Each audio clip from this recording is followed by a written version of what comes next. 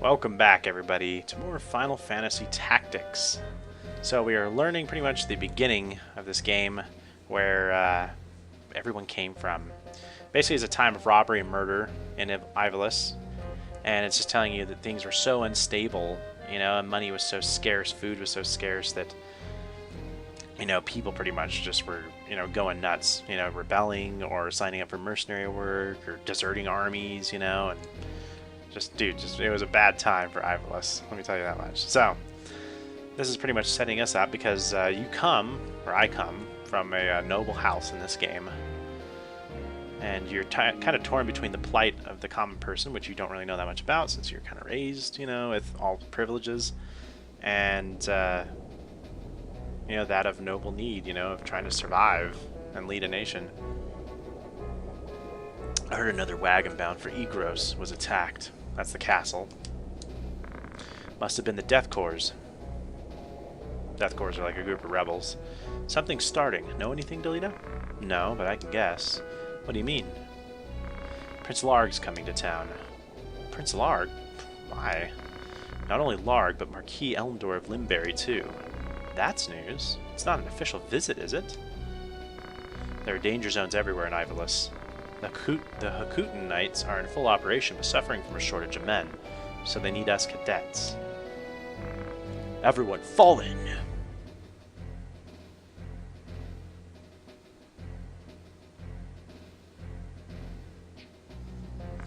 You have a mission. As you know, barbarians are rapidly increasing here in Galleon. The traitorous Death Corps detest the royal family. We cannot overlook them. We will begin exterminating these traitors by order of our master. Larg's Knights stationed at Egros Castle and many other groups will participate in. Your duty is to support the flank. Specifically, you'll go to Egros and, help guard it. ...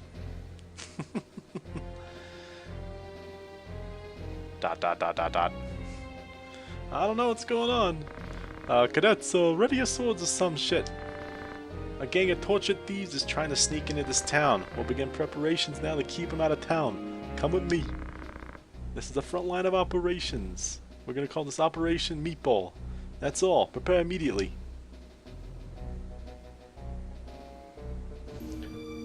Yes, we are going to serve. Yeah.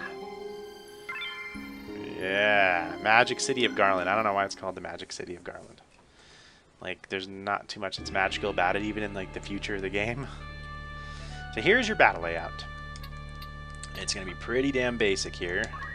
We have a bunch of squires. I want to have as many squires as we can get. And that's it, because we have a couple of guests. So yeah, the squires have, like, the swords, and can throw stones, they can dash. They're a little bit more useful, but we definitely want one chemist to heal. Yeah, see, they have the dagger. Okay, good to go. Commencing the battle. So basically, they're going to start in that position. Now, you don't really know on the map where that is. It's kind of one annoying thing, but if you play through the battle a couple times, it's not that bad of a deal. And then there sometimes will be multiple starting zones. One thing I have high praise for, though, is the soundtrack, man. It's good stuff. Thief, what's this? Just a bunch of kids. What luck. Okay, all I have to do is kill these kids and we can escape. Don't worry, we'll kill every one of you. Remember, this is a really bad time for this country. Something they don't really stress. There's a couple times they do stress about that, but you just kind of get in your mind somehow that it's like all a bunch of like military organizations. It's like, no, these guys are broken and fucking poor and starving. Like, there's definitely a few more things. If they could have just pushed that kind of the end of the story more, like, you would have almost felt bad for the people you're hunting down. Like, I know at a couple points with Maluda and Wheatgraph, for those of you who played the game, like, I definitely did, feel bad, just putting them fucking down, hunting them down. It's rare to feel, a little bit guilt for your enemies. This game kind of does that for you. You do feel bad more than a couple times. So yeah, here's the kind of the first range attack your squires get. And squires actually remain useful even towards like the middle to late end part of the game. Their skills are pretty unique to where you want other classes to use them.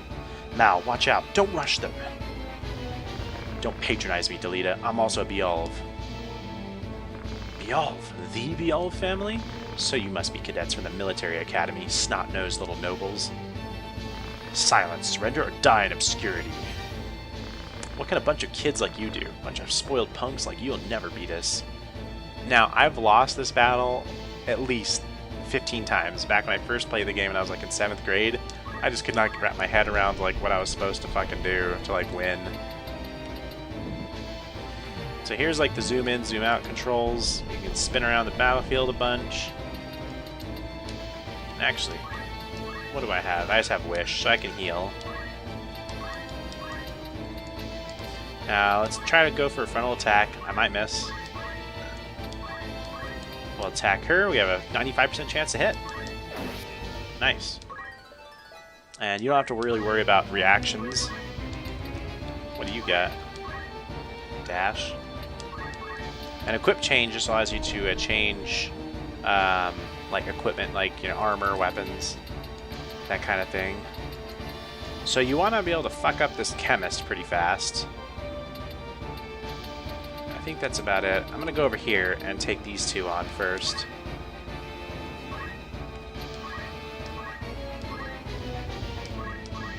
We'll just outnumber them. Delita can kind of fuck off. What do you have? Throw a stone. So we'll move up here, and we're going to make them come to us. We'll get in some good hits. Nice. She's actually going to retreat. Whenever you see them like that, they try to retreat and not do anything else. What do you got? Got a decent amount of goodness. I don't think I can hit him from up here. Should be like a 0% chance to hit. C0. Nice. And Throwstone is always weak. So job level up means you got to get like 100 job points per level, I think. And then certain that I forget. Like I think that means like the higher your job level, the more job points you earn. And you also your job levels allow you to unlock new classes. You have to have sometimes combinations of classes, like a level 4 knight and like a level 4 squire, I think, to unlock monk, something like that. So that's pretty important.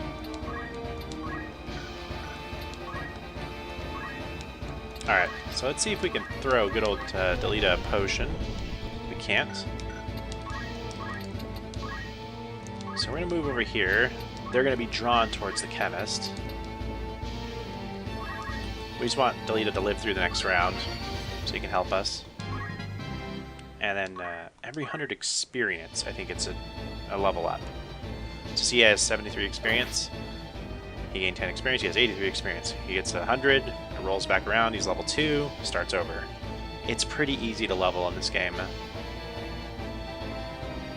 So yeah, they're kind of just taking defensive positions since we're all so far away. There we go. So he'll heal her. She'll stick around for the battle, attack me. We'll kill her next round because we have overwhelming numbers. You can even take a look at the AT, the active turn list, and you can be like, okay, well, who's Ralph? Okay, well, Sharon, who's that? So Hogan gets a turn, then these three. So how can I plan it? So it's actually pretty useful. And then you can like look at your own units, of course. This is our entire army. And then this is... yeah, this is the enemy army. So you can actually take an individual look at everybody here. Pretty neat. They gave you a lot of information. Fuck, I didn't want to do that. And then let's take a look at options. Cursor movement speed. Cursor repeat speed. Show ability name. Show effect message. So you can like alter a lot to make things, you know, kind of faster. Okay, so anyways, back to the actual game. We can cockblock this guy and this girl. So let's get her lower.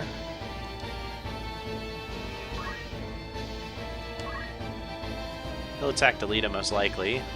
Yeah, he'll be in the water. Hopefully Delita just kills him. She'll attack and she'll actually move away. Standard, you know, NPC kind of bullshit.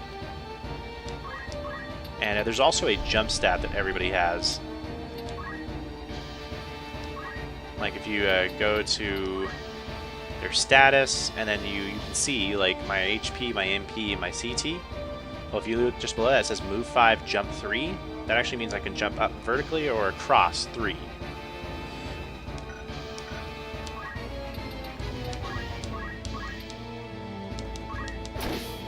Critical hit. There's a chance. I don't know what percentage it is, like maybe 5%. Something like that, but there's nothing in the game that actually influences that I think I've seen. It's pretty much just, it can happen. Okay. So let's move around. Let's get this chemist. So, yeah, let's just beat the fuck out of him. She has a dagger. Yeah, lower damage. And what we can do, we can't actually box him in. So let's just kill this guy, and hopefully Delita. Okay, so like where it says depth 1 next to the 1H on the right hand side of the screen, if it's depth 2, you actually can't do anything. So you have to pay attention to, like, you know, where you're going, and it also severely inhibits your movement.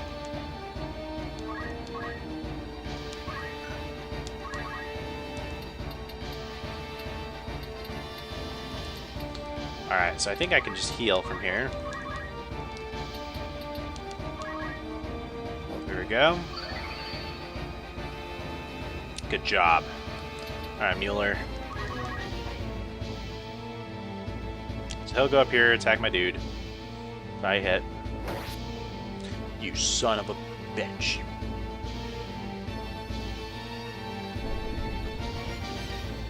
Get her. No, don't get her. Get her. Alright. Fuck that guy up, kill him. Dash is good if you want to knock somebody off something, because dash usually has a movement component to it, so you'll hit them and it'll knock them backwards. If you knock them off of high places, they'll take damage. He punches her. Dick. Is that his name? Dick? Alright. So, maybe I can show you a little bit. Well, let's just move right here. It might be better just to attack this guy for right now. There we go.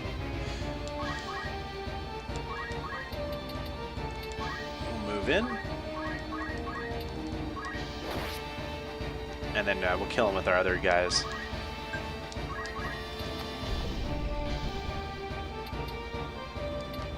Now this guy, he's a little bit tougher. Might miss him with this attack too. As you can see, 95%. My guy is good at, see, 5% chance.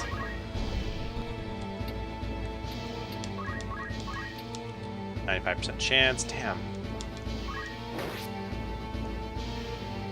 And then I think we'll be okay, because she can move into attack.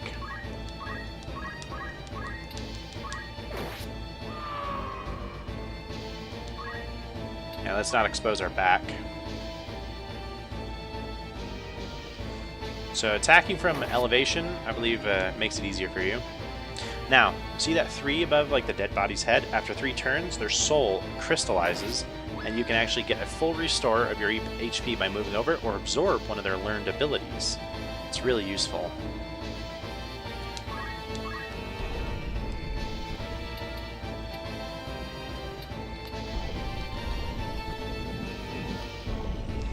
Alright, so gotta make mincemeat of these fuckers. Gotcha.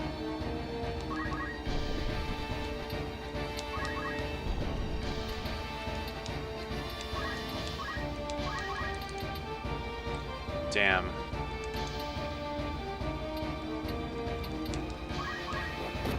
I was hoping for a crit. That's okay. She's still getting good experience just doing that.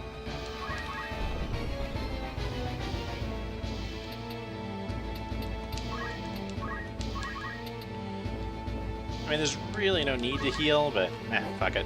It's just extra JP. And potions are not expensive.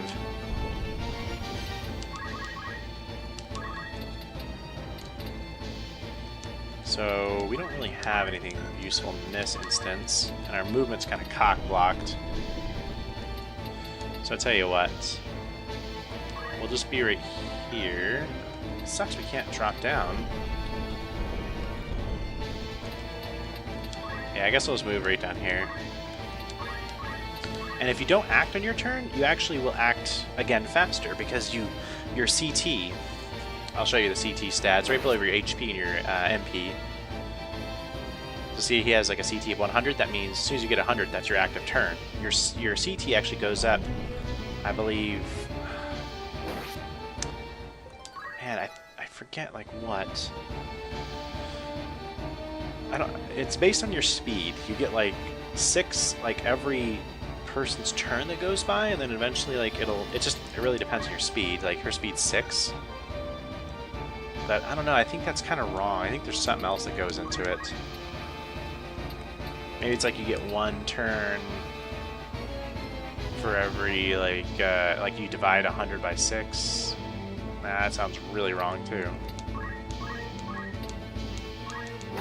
Get him. Later on, like, people can have like counter strike and all sorts of other nasty stuff whenever you attack them.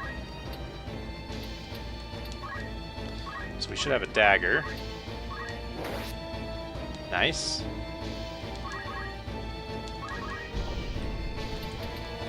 Alright, so we have this asshole down here. I think Dash also has an ability to hit. Like, you know, no matter what. But we don't have Dash. I was just trying to think of, like, how else it would be useful. Yep. This is pretty much the end of the battle. Delita just run around. Maybe throw a stone. No. Alright, so he's going to move away. Whenever they get really low... Oh, he's the last guy, so he'll actually try to attack. And don't worry, all your guys that get downed, as long as they don't crystallize at the end of the encounter, they'll be fine. No detriment. At least I think. I don't think their bravery is impacted by them, like, you know, kind of going down. There we go. Why do you continue committing acts like robbery? You wouldn't have died this way if you'd led an honest life. Oh my goodness, Mal, you're so smart. And noble and righteous. The battle's complete. Gil's money. We get 2,000 gil for the war trophies, a mithril knife, which is good damage, a phoenix down, and a potion. The mithril knife was good, everything else was shit. Usually you'll get like one of those, what they kind of call like prize weapons before like it becomes available for sale. I forget what else the mithril knife, you know, gives you. I think it's like increased chance to hit. Alright, so here's the tutorial. You can move between castles, towns, put the cursor on the map, press the button. Command shop will appear for buying items. If you don't understand, press the select button, that's your help. When organizing units, saving data, etc., press the triangle button. Tutorials in the main command. Game rules, how to fight, setting up units, and game tips for beginner are listed. So this is the map of Ivalis. As you'll go around here, you'll be able to see, you know, you're going to go across all of this. You have locations across the entire world here. It's pretty damn cool. First thing we want to do is go to the shop. Whoa, that was weird. Alright, so you have the fitting room where you can like fit stuff on people. You know, best fit. It'll say like, oh, this stuff looks good. So, you know, obviously it's all the same shit. So let's go to buy and let's take a look. So like the dagger has an attack power of 3. And you kind of multiply that by like bravery or attack strength, you know. There's some formula for it. But anyways, the evade is like the evade for the weapon itself. And it shows you like all the job classes that can use it. So this one requires 2 hands. Only squires, knights, and geomancers can use it. As you can see, there's quite a lot of classes too in this game.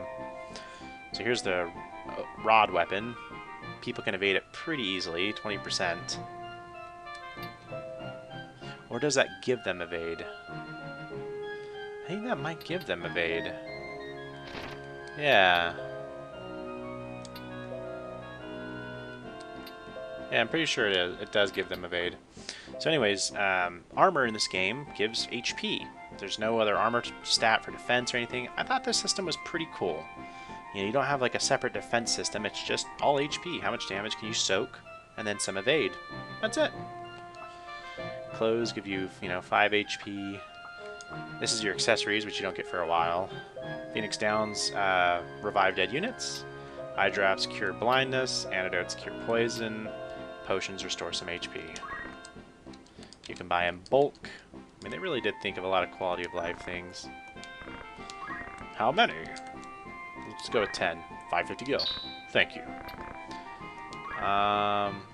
We'll go with, 3 of each. And then just a couple of these. And then we have enough most things.